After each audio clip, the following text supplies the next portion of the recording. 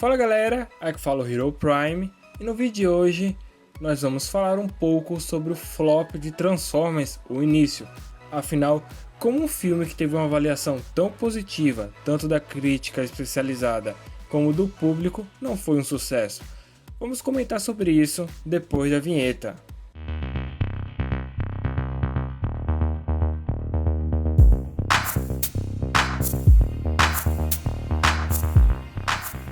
A informação mais recente que eu achei sobre a bilheteria mundial foi de 6 de novembro no portal Cinepop, sendo uma arrecadação mundial de 127 milhões de dólares, lembrando que o orçamento do filme foi de 75 milhões de dólares. Então, podemos dizer que os custos de produção do filme se pagou. Mas, como ainda existem outros custos envolvidos, como por exemplo o marketing, a bilheteria ficou abaixo do que a Paramount esperava, o que é bizarro, já que o filme tem uma boa avaliação tanto da crítica como do público. Portanto, eu vou comentar aqui com vocês sobre alguns detalhes que eu acredito ter influenciado para a baixa bilheteria do filme. Então bora lá. O primeiro ponto é a referência que muitas das pessoas do público geral têm da marca Transformers, que é os filmes do Michael Bay. E quando eu digo público geral, eu me refiro às pessoas que não conhecem Transformers com grande profundidade. Aquele público mais casual, que geralmente acham que Transformers surgiu em 2007 e até hoje encontro pessoas assim, acreditem se quiser. Portanto, eu acredito que se o filme tivesse os designers do Bay, poderia ter chamado mais a atenção desse público, que querendo ou não, o público geral influencia muito na bilheteria do filme.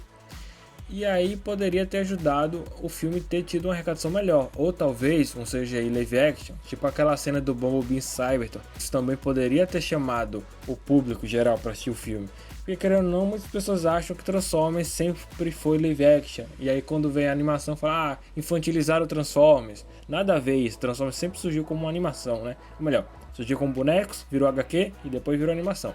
Mas enfim. Agora, um outro problema que eu tenho que comentar é a falta de preocupação da Paramount em esclarecer a continuidade dos filmes de Transformers para o público geral, o que prejudica muito a marca e o interesse desse público em acompanhar essa franquia. Porque querendo ou não, o público geral de hoje em dia não é mais aquele público dos anos 2000. Eles podem até não buscar se aprofundar na franquia Transformers, mas, querendo ou não, eles gostam de acompanhar a história, né, que os filmes estiverem contando e a continuidade e conexão dos eventos. Então, tipo, o público de hoje, mesmo esse público mais geral, ele não tolera mais muito filmes que quebram muito a continuidade da história, entendeu?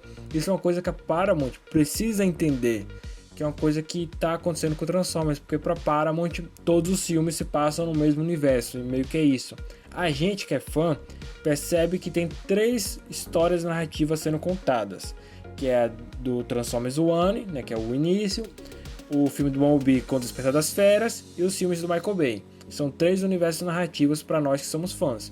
Mas a Paramount, na visão dela, é tudo a mesma coisa. E ela precisa esclarecer isso para o público geral, que esses filmes são de universos diferentes, porque isso ajuda muito a mostrar que a marca Transformers está tentando seguir uma nova linha de história e não está mais querendo se conectar com os filmes antigos. Isso é importante para poder manter o público interessado, porque, como eu falei, o público geral de hoje em dia, por mais que não se aprofunde tanto, ainda assim gostam de querer entender a história que estão acompanhando, né? Para fechar, tem mais um ponto que eu quero comentar, que é a falta de investimento em outras mídias que ajudem a expandir a marca, furando a bolha do fandom.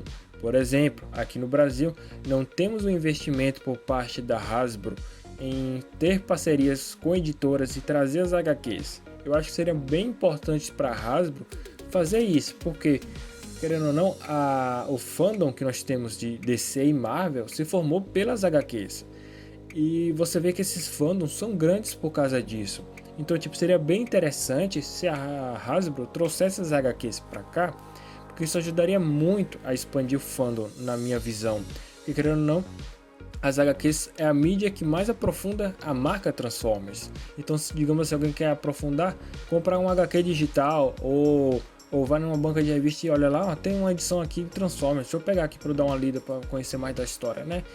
Eu acho que ajudaria bastante no sentido de trazer mais público, né? Formar mais ainda uma base de fãs que vão gostar de Transformers. Um outro ponto é que é a falta de preocupação da Hasbro em manter seu catálogo de animações em um streamer. Porque beleza, nós temos algumas animações de Transformers que tá em stream, mas não estão todas as animações. E eu acho que é importante para a Hasbro ter esse conteúdo por exemplo, no Paramount Plus, por exemplo, seria bem interessante, ou no Netflix, no Max, porque, por exemplo, alguém vai lá e pesquisa melhores séries de Transformers, onde eu posso assistir, só em meios alternativos, né? Meio que assim. E isso eu acho muito ruim porque faz com que as pessoas só se acostumem com a estética dos designers do Bay e não conheçam muito outras opções de designs que os personagens têm. E aí meio que quando o público vai ver, tem aquele choque e aí acaba não gostando tanto. Tanto que se você pesquisar e ver outras pessoas reagindo ou comentando, assim, pessoas que não conhecem nada de Transformers sobre os designs, vão ver que a maioria achou meio estranho, ficou meio assim dividido, achou que ficou meio infantilizado e tal. Sendo que esse filme Transformers, o início, traz a essência dos designers dos personagens de Transformers, porque em G1, que é a primeira animação, e também na primeira HQ, que é da Marvel Comics, essa era a estética principal dos personagens. Outro ponto que eu tenho que falar também dessa parte do investimento da Hasbro é a falta de investir em jogos. Cadê os jogos de PC, Xbox, PS5? A gente precisa também que a Hasbro invista em franquias de jogos para Transformers. Isso seria muito positivo na minha visão, porque também faria uma base de fãs que gostariam de Transformers através dos jogos, com histórias profundas, e seria, na minha opinião, bem interessante se eles decidissem também dublar esses jogos. Eu acho que seria bem legal. Mas já colocando uma legenda já dá pro gasto, né? Mas também ter esses jogos dublados ia ser bem interessante. Agora, só retornar novamente a um detalhe que eu estava comentando sobre a questão das animações, eu acho que a Hasbro também deveria investir em séries animadas com foco no público mais velho. Tipo, pode manter a classificação 12 anos, porque querendo ou não, a Hasbro quer vender bonecos. A Hasbro é uma marca de brinquedos, não podemos negar isso. Então ela poderia investir em uma série animada, classificação 12 anos, talvez fazendo parceria com Paramount Plus, Netflix, não sei, mas com estilo gráfico diferenciado para tentar furar a bolha do fandom. E também com uma história bem profunda. Tipo, poderiam fazer uma série animada, primeira temporada só 12 episódios, só 12 ou 10. E bota a história bem aprofundada, faz um estilo gráfico bem diferenciado para chamar mais público, manter a classificação 12 para poder também manter um público querendo não infantil por causa da venda dos bonecos, apesar que temos sim um público colecionador, mas mesmo assim eu sei que a Hasbro vai querer preferir deixar nessa classificação, né? E aí isso é muito importante, porque tipo, às vezes é um pouco decepcionante você ver que você só tem séries animadas que aprofundam a história antigas. É bom ter séries atuais que tragam uma história profunda. Porque, tipo, ultimamente, eu acho que depois de 2015, ou a partir de 2015, se eu não me engano, a Hasbro tá focando cada vez mais em animações para um público bem infantil. Porque, querendo ou não, o intuito dela é só chamar um novo público que goste do desenho, passa a querer comprar os brinquedos, aí quando vai ficando mais velho, continua comprando os bonecos da franquia. Meio que eu percebo que o intuito da Hasbro é mais esse. Faz sentido na visão que ela é uma fabricante de brinquedos, mas eu acho que é importante também ela pensar como Transformers como uma marca de história, sabe? Que vai ter uma história que vai manter o público a querer acompanhar a história por HQ, por animação, por, digamos, um dia série live action, que seria um sonho, ou por filme e tal. Então eu acho que isso é um detalhe que prejudicou o filme, já que, querendo ou não, a maioria das pessoas, principalmente do público geral, só conhece Transformers pelo live action.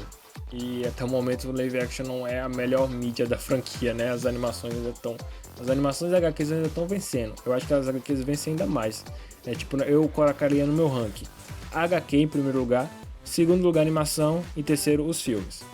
E é isso, pessoal, que eu queria comentar com você.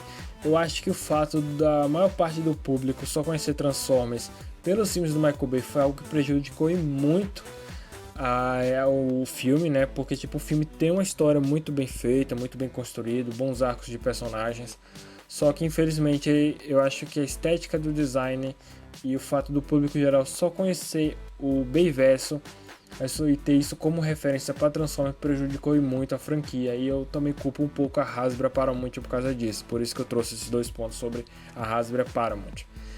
Né? Mas enfim, eu espero que vocês tenham gostado do vídeo, comenta aí o que vocês acham, outros detalhes que vocês acham que prejudicou o filme, e até o próximo vídeo. Falou!